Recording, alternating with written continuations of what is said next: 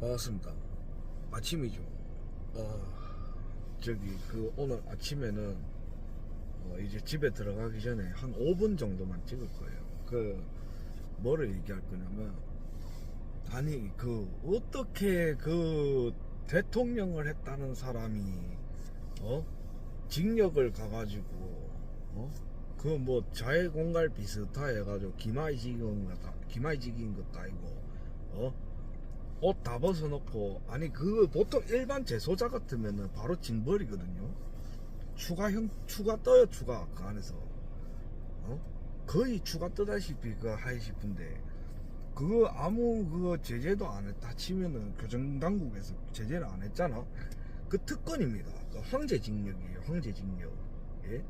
지금 일반 재소자들 같은 경우에는 소지를 하든 출력을 나가든 기술을 따든 해가지고 어떻게든 저거 감형받으려고 걔 난리를 피울 건데, 보니까 변호사 계속 접견 가지. 변호사 접견을 그렇게 많이 간다 하던데, 보니까. 아니, 보통 내가 만약에 접견을 가잖아요. 접견을 가면은 한 월요일 날은 거의 안 돼. 월요일 날 안 되고, 그 다음에 하루 해버리면은 그 다음에 또 안 돼. 일반인한테 가는 거는 진짜 안 되거든. 그게 진짜 힘든 일이거든요, 접견 자체가. 근데 그 변호사를 통해서 이렇게 하는 것도 솔직히 일반인 기준에서 놓고 봤을 때 변호사 비용이 한두 푼입니까? 일반 예를 들어서 진짜 좀 큰 사건이 있어가지고 만약에 가는 것 같으면 그 돈이 엄청 많이 들거든요. 근데 변호사가 그것까지 케어를 한다? 그거는 진짜 완전 특권이지. 지 누릴 거 다 누린다 그거든. 하고 만약에 일반인이 만약에 그 독방 가가지고, 내 말에 공감하시는 분들이 있을지 모르겠지만, 일반인이 독방 가가지고 만약에 소리를 지르고 머리를 쿵쿵쿵 박고 그런 식으로 수위를 다 벗고 하면은 바로 저 까만 옷 입은 형들 와가지고 그런 거 있거든요. 이만한, 요새는 있는지 모르겠다, 이만한 쇠작대기에 요래 뱀 잡는 거 있잖아. 뱀 잡는 거 요래 탁 목 잡는 거 탁 걸어버리거든. 이래 탁 걸어버린다, 움직이지 못하게. 아니면은 진짜 좀 이렇게 검은 옷 입은 형들이 와가지고 이제 중재를 하지. 이제 그런 것들이 있고, 아마 요새는 없지 싶어. 이거 뱀 잡는 거 지어다 탁 찝는 거, 그런 게 있고. 일단 그런 얘기를 제가 많이 들었어요. 들어가지고 그런 거 살짝 얘기해드리고, 오늘도 들투브를 점검을 싹 한번 해보니까 이 사람들도 교정 교화가 안 된다. 사회 질서를 지킬 생각이 없다. 아니, 내가 아무리 봐도, 나도 법을 배우는 사람 아니지만 법리적인 팩트로 봤을 때 헌법 몇 조였지? 헌법 몇 조에도 있고, 그러니까 헌법에 보면은 검찰이 구속을 하거나 영장을 발부를 하거나 체포를 하는 방법에 대해서 나와 있는 조항이 있어요. 조항이 있는데, 그 조항에서는 뭘 서사하냐면은, 영장을 발부받은 상태에서 절차적 책임을 지라는 거거든. 절차적 책임을 온전히 한 상태에서 집행을 하라. 그러니까 이게 이제 그냥 적혀져 있는 거겠지만은, 이 영상을 보는 사람들 중에서도 법을 조금 관심 있게 보는 사람들도 꽤 있을 거예요. 그리고 조금의 상식이 있으신 분들은 알 건데, 우리나라 법이 이제 일제시대 때 법이 들어왔잖아요. 근데 일제가 개화를 하면서 독일의 법을 들고 왔어. 그 독일의 법에 이제 가장 성문법으로 이제 그걸 했는 게 구스타프 라드부르흐라는 사람이 있는데, 그 사람이 말한 법의 공식이 있어요. 법의 공식이 있는데, 그 법의 공식에 맞게끔 이제 역사의 전통이 이제 쭉 내려왔다고 보면 되거든. 그러니까 내가 잘못한 걸 수도 있는데, 내가 법을 지금 법을 이제 조금씩 이제 한번 공부해 볼까? 그냥 일반 상식선 안에서만, 그냥 이제 너무 각 법률을 다 보기에는 그렇고, 형사소송법이라든지 민사소송법이라든지 민법, 형법, 헌법, 그 다음에 행정법, 그 다음에 부동산 뭐 이런 쪽으로 가버리면 너무 그렇고, 공수처법 뭐 이런 법률들 있잖아요. 각 법률의 조항들을 많이 쓰이는 것들이 있고요. 뭐 특수 직무 남용죄, 뭐 유기 뭐 이런 거라든지, 폭행, 협박, 강요 미수, 뭐 변조된 사문서에 대한 그런 것들, 뭐 민사재판에서 원고 책임의 입증주의, 뭐 어떤 뒤에 논리들, 철학들, 그런 것들이 이래 쫙 문어발처럼 쫙 있다고. 그러니까 우리가 법 조례를 볼 때 따다다다다 보고 이게 단 줄 알겠지만은, 이게 그 상위법이 뭐가 있고 그 위에 상위법은 뭐가 있고 그 법이 만들어진 데는 어떠한 이유가 있고 논리가 있고 하여튼 이런 것들이 쫙 있단 말이에요. 있는데 몰라, 내가 잘못 아는 건지는 모르겠지만, 뭐 그 깽가리 치고 북치고 하는 그런 유튜버들 보면은 이제 어떤 얘기를 하냐면은, 구금이 되어 있는 상태인데, 그러니까 지금 재구속되어 있는 상태잖아요. 어쨌든 구속이 되어 있는 상태인데 어떻게 이제 그 체포영장을 발부하나, 그래 얘기를 하거든. 근데 내가 잘못 서칭을 했는 걸 수도 있어. 내가 근데 어제도 영상을 올렸지만 오늘도 영상을 지금 찍기 전에 몇 번 검색을 해봤어.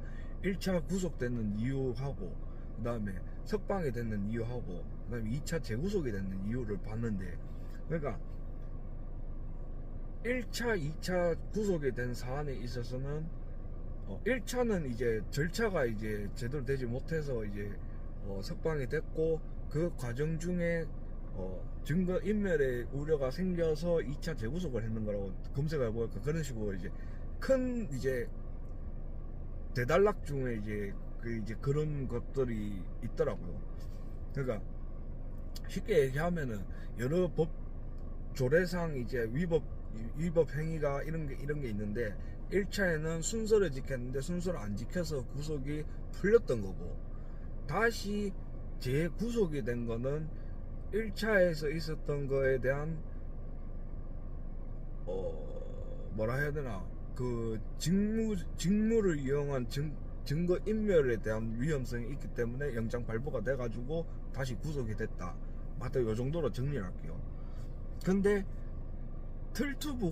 틀투부에서 주장하는 거는 지금 뭐냐면은, 어떻게 구속이 됐는데 체포영장이 다시 또 발부를 하냐, 그냥 법정에 가서 싸우면 되지, 요런 정도의 그건데, 수사를 하다 보면은 그게 이제 병합심리인데, 그거 이제 병합심리라고 하는 건데, 이제 사건을 병합하는 거야. 근데 사건을 병합하는 게 아마 윤석열 지금 대통령은 아마 형법에 지금 재판을 받고 있는 거기 때문에, 국가가 특검이 재판부를 향해서 하는 거니까, 검사가 이제 그걸 이제 받아들이냐 안 받아들이냐겠지. 근데 이게 받아들이고 안 받아들이고는 검찰의 문제고, 내가 공부해본 바로는 검찰의 문제고, 그걸 인정해주냐 안 해주냐는 재판부의 문제인데, 윤석열 대통령 입장에서는 병합을 하는 게 나을지 계속 질질 끌고 가는 게 나을지는 자기의 정치적 판단이에요. 그건 또 그 사람 나름의 권리인데, 어찌됐건 이번에 작품의 사태에서 독방에서 우통 벗고 극하고 있었는 거는, 그거는 잘못된 판단이다. 그러니까 이거를 시간을 계속 질질 끌겠다는 거야. 뭐 때문에 그런지는 모르겠지만 시간을 질질 끌겠다는 건데, 그것도 이제 여기서 정리하고, 셋째, 윤석열 대통령 변호인단에서 주장하는 게 약간 좀 그런 것 같아요. 일사부재리의 원칙을 약간 얘기하는 것 같기도 하고, 그거 말미암아 수사했던 거에서 또 이게 수사했던 거에서 또 수사하는 그 과정 중에 그 위반 사항이 보이는 부분에 대해서 제기할 수 있는 그 피의자의 무슨 권리가 하나 있어요. 내가 기억이 잘 안 나는데, 그러니까 일사부재리는 같은 범죄를 가지고 같은 뭔가 혐의를 가지고 다른 범죄로 두 가지를 이렇게 못한다, 뭐 이런 거지 싶어요 아마. 근데 그거랑 달리 수사 과정에서 이거를 가지고 사건 병합 비슷한 개념으로 가는 그런 느낌, 그런 게 법리가 하나 있는데, 이게 그거를 해버리면 두 번째 논리로 만약에 이거를 같이 병합 비슷하게 이렇게 심리가 지나가 수사나 조사가 가버리면은 선결 문제라고 있어요. 선결 문제라는 단어가 있는데, 그러니까 내가 받고 있는 이 재판과 연관된, 그러니까 동일인의 동일 무슨 사건에 대한 그런 추가 혐의에 대한 그런 수사인데, 그러니까 이걸 별건이래. 이 사건이 각자 다른 성질이야. 그러니까 이거는 계엄과 내란에 대한 그런 거고, 지금 체포영장이 나온 거는 그거 이제 김건희 여사에 대한 그런 부분이잖아요. 그러면 이거하고 혐의자는 똑같지만은 그 사건의 성질이 다르고, 그렇기 때문에 이거를 만약에 두 번째 내가 이름이 기억이 안 나는 그 논리를 써버리게 되면은 이 사건과 이 사건이 동일성이 있다고 보여지는 거니까 죄질이 더, 그러니까 계속 인지하고 있었다, 뭐 지속범이다, 쉽게 얘기하면 그런 식으로 이제 재판부가 판단할 여지가 조금 있다는 거지. 그렇기 때문에 왜 저렇게 시간을 질질 끄는지는 모르겠는데, 사실상 일반인이 구금이 된 상태에서 저런 식으로 체포영장이 나오고 따다다닥 해버리면은, 저거 빠르게 진행하면은 저 정도의 그거면은 한 2-3개월 안에 끝날 것 같은데, 근데 어떻게 전직 대통령이라고 저렇게까지 해주는지는 모르겠다. 근데 하여튼 여기서 이때까지 좀 저도 이게 법리에 대한 유니버스가, 세계관이 너무 크니까, 법에 대한 유니버스가 너무 크니까 정리가 잘 안 되는데, 어찌됐건 틀투브에서 얘기하는 구금된 상태, 구속된 상태에서 체포영장을 발부한 거는 인권 유린이라고 보기가 힘들다. 왜냐하면은 사건의 혐의가 다르기 때문에 이 사건에 대해서 재판에서 공판에서 그걸 추가를 띄어가지고 뭐 이런 식으로 하면 된다, 뭐 이렇게 하면 되는데 왜 안 하냐, 뭐 이런 식으로 얘기하는데 전혀 그게 아니에요. 그거는 사건 병합의 문제지, 이거 법을 잘 몰라서 그렇게 얘기하는 건지 모르겠는데, 내가 모르거나 저쪽 애들이 모르는 거나 둘 중에 하나인데, 내가 생각하기에는 지금 현실 수사 관례상 하고 검찰에서 수사하는 관례상 보면은, 나도 무슨 어떤 한 사람 때문에 만약에 뭐 사건을 넣잖아. 그러면은 저 사람이 내한테 욕했고 때렸고 뭐 아니면은 뭐 그 다음날 찾아와서 또 뭘 하고 이런 식으로 만약에 이런 사건이 있다 쳐요. 그러면 동일인이지만은 폭행죄를 따로 고소해야 되고, 협박죄를 따로 고소해야 되고, 뭐 다른 거를 또 고소해야 되고 또 고소해야 되고 또 고소해야 되고, 이런 식으로 가요, 현실에서는. 왜냐하면은 내 입장에서는 나도 그냥 일반 소시민인 상태, 이 법을 모를 때는 몰랐는데 그냥 저 사람이 다 했으니까 저거 다 수사해 주세요. 이게 안 되는 거야. 이걸 몰라서 그래. 근데 몰라, 나는 그렇게 겪었었거든요. 그렇기 때문에 저 사람들이 왜 저런 식으로 선동을 하는지는 뭐 뻔하지. 뭐 자기들 그 집회판에 사람들 끌라고 그냥 이제, 저게 이제 광장 정치거든.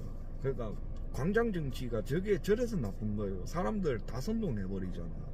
이거 법을 가지고 어떤 뭐가 있고 이런 설명을 해주고, 그 다음에 이런 식으로 풀이를 해줘야 되는데, 최대한 사람들이 내 말 듣고 이해를 못해도 그때 금마가 얘기했던 게 뭐지? 라고 생각을 하게끔 만들어가지고, 이렇게 보는 사람과 내하고 토의가 되게끔, 네가 그때 얘기했던 게 이런 거구나, 다음에 댓글을 달 수 있게끔 뭐 그렇게 방향을 가야 되는데, 나는 그게 정도라고 봐요. 사람들 앞에서 뭔가 정보를 전달하고 하는 거면 그게 최소한의 책임이고 양심이라고 보거든. 근데 뭐 나도 잘 모르는 입장에서 이렇게 두루뭉술하게 얘기하는 거지만은, 지금 틀투브가 지금 법리 해석을 하고 있는 거, 저거는 아주 진짜 저거는 그거거든요. 사법적 책임에 대한 양심은 절차상에 있는 거예요. 절차를 어기면 안 된다는 거야. 그러니까 우리가 앞전에 박근혜 대통령 탄핵할 때도 그 절차상 오류가 있었기 때문에 저거는 부당하다라고 했던 부분도 있거든. 그리고 수사하는 데 있어서 그 공정성도 많이 위배됐었던 것도 있고, 그 증거 채택하는 데 있어서도 그것도 좀 너무 무리한 부분도 있었고, 그러니까 증거에 대한 부분도 무리한 게 있었지만은 절차에 대한, 사법은 무조건 절차거든. 절차가 있어, 절차가 정의로워야 결과가 정의롭다고 이제 보통 다들 그렇게 이제 배우기 시작할 때는. 근데 절차가 투명하지 못하고 공정하지 못하고 깨끗하지 못한 상태에서 판결을 내버렸으니까, 그걸 이끌어냈던 게 윤석열 검사하고 한동훈 검사 아닙니까? 그러면은 자기네들이 당했던 거 그대로 당하는 거예요, 어떻게 보면은. 근데 어떻게 저게 보수의 미래고 저게 보수의 아이콘이라서 윤석열을 지키는 게 어떻게 보수를 지키는 거고. 나는 이해가 안 된다는 거지, 저게.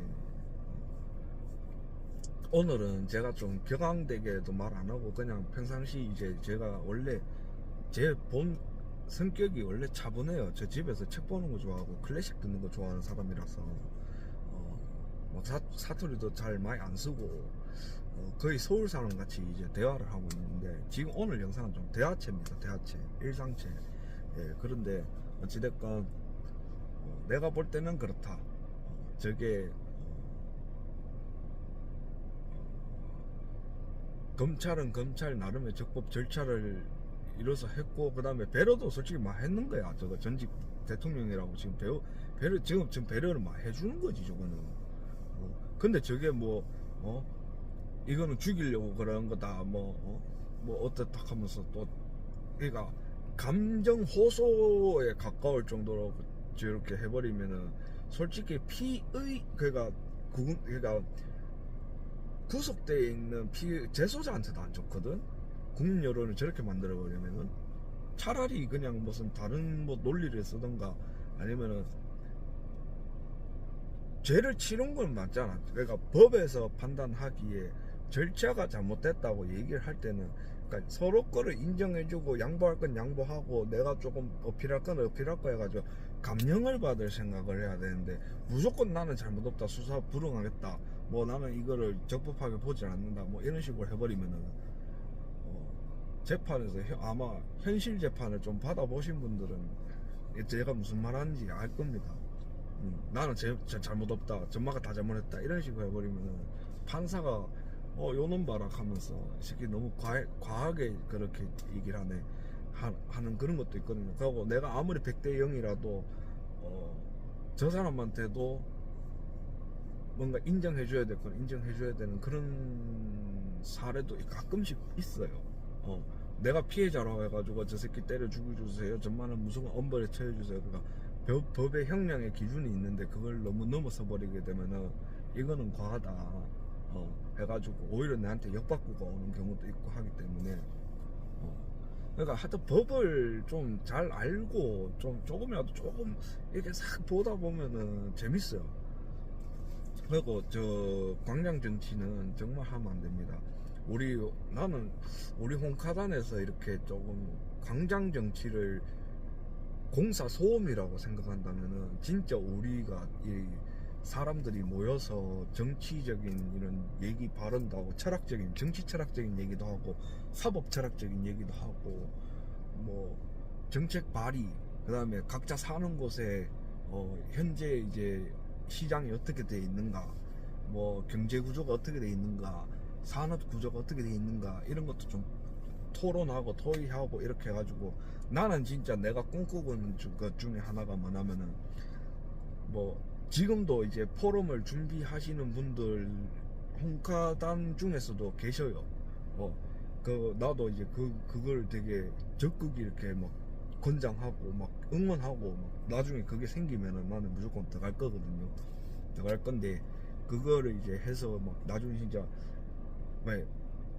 대선이나 이런 거를 하게 되면 정책 발의를 하잖아. 그러니까 우리가 진짜 지지자들이 정책 발의하는 수준까지 올라가 버리면은 양극단의 진영 싸움에서 무너져버린 정치적인 책임주의를 우리가 그 자리를 메꾸게 되면은 일반 중도 시민이라든지, 그러니까 지금은 좌우 진영의 논리가 보면은 내가 술집을 하니까 손님들 중에서도 개 중에 그런 사람들이 있어. 좌파 우파. 그러면은 이 둘이서 싸움을 붙어. 그럼 싸움을 붙는데 뭐 어떤 걸로 대결하냐면 내가 보는 유튜브에서 받은 정보를 가지고 그 정보 싸움 지식 대결을 하는 거야. 내가 더 많이 한다, 내가 더 많이 한다, 뭐 이런 식으로 하는데 그거의 원인이 뭔지 모르는 거야. 그러니까 과정에 공백이 생겨버린 거지. 마치 그 원피스의 공백의 100년 같이. 그러니까 우리 홍카단이 이 정치사의 일련의 과정을 정말 이제 이런 입장과 저런 입장에 이런 걸 다 재정립을 하다가 보면은 진짜 팔만 대장경 같이 되겠지만은 그걸 알고 있는 진실의 한 조각을 알고 있는 사람들의 부류가 있어야지 대중이 정말 책임을 질 사람을 찾을 때 그때 전면에 나서서 우리를 따르게 할 수 있다고. 지금처럼 목소리 크고 소리 지르고 한다고 해가지고 될 게 아니라. 근데 기본적으로 우리 홍카단에 그래도 조금 이렇게 상식적으로 판을 깔고 하는 분들이 계시잖아요. 그 사람들이 되게 또 그런 활동을 하고 있고, 그리고 젊은 친구들도 많고, 우리 젊은 친구들이 조금 이렇게 커뮤니케이션이 좀 되는 그런 인프라가 좀 생겼으면 좋겠어. 나도 하나의 이제 홍준표를 좋아하는 지지자의 한 사람으로서 이게 너무 안 되는 거야. 인프라가 조금 없어. 그러니까 온라인에서는 커뮤니티가 있지만은 이거는 솔직히 소리 없는 아우성이거든. 대중을 상대로 설득을 해야 되는데 대중을 상대로 설득할 방법 중에 우리가 뭐 길거리에 나서서 투쟁을 할 것도 아니고 항쟁을 할 것도 아니고, 그러니까 광장에 나와서 소리를 낸다는 거는 그만큼 간절하다는 거야. 근데 우리가 간절하지만은 그 간절함을 표현할 길이 또 다른 타인을 향해서 설득하는 방법에 적법하냐, 적절하냐, 그건 또 지금의 현재 우리의 그 표현 방식은 공감이 안 간다는 거지. 그렇기 때문에 제가 지금 저도 이렇게 좀 기대하고 있는 그런 모임들이 있거든요. 앞으로 생길 모임들이 있는데 그게 빨리 좀 됐으면 좋겠어요. 그런 모임이 많아져야, 그러니까 일반 나 같은 사람도 그냥 일반인인데 그냥 저거 어떻게 사람들을 설득을 하지, 이런 생각 고민을 하는데, 하여튼 그런 고민을 할 수 있는 계기가 되는 모임이 이제 곧 만들어지지 않을까. 지금 한 두세 달째 지금 엄청 기대를 부풀고 있어요. 저는 지금 그 모임에 그렇기 때문에 하여튼 뭐 오늘 얘기는 여기서 끝내겠습니다. 고맙습니다.